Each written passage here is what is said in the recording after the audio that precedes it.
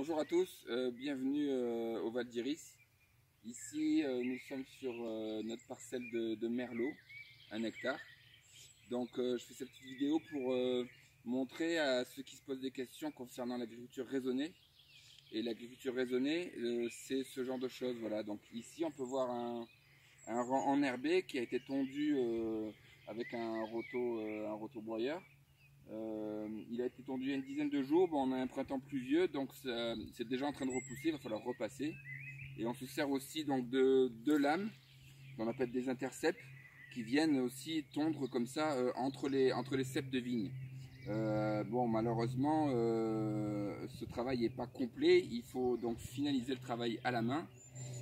Parce que donc au Val d'Iris, nous n'utilisons plus de désherbants chimiques. Donc je vais vous montrer par exemple ce que l'intercept ne peut pas faire.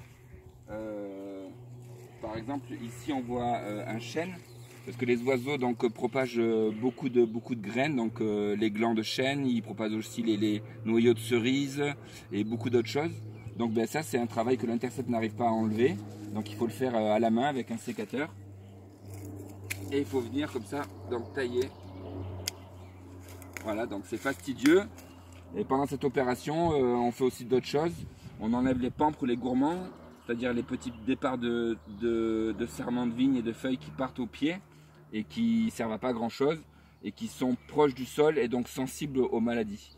Donc ça c'est intéressant de les enlever. Donc ça, tout le monde pratique ce genre de choses normalement, mais souvent c'est fait avec des machines ou des désherbants. Ou voilà, donc au Val d'Iris, on préfère le faire à la main. C'est fastidieux, c'est très long, c'est compliqué, ça demande du personnel. Bon, là on est deux aujourd'hui, Fabien et moi. Donc voilà, on peut voir aussi le terroir là qui est assez compliqué avec des gros cailloux. Bien que cette parcelle soit pas la pire, mais on voit quand même que c'est un terrain compliqué où les machines ont du mal à travailler correctement. Mais en même temps, c'est ce qui rapporte c'est de la richesse dans les vins et la complexité dans les vins. Donc ben voilà, on fait aussi deux autres opérations, on relève les fils du haut et on descend ceux du bas, donc ils vont venir comme ça pincer en dessous de la vigne.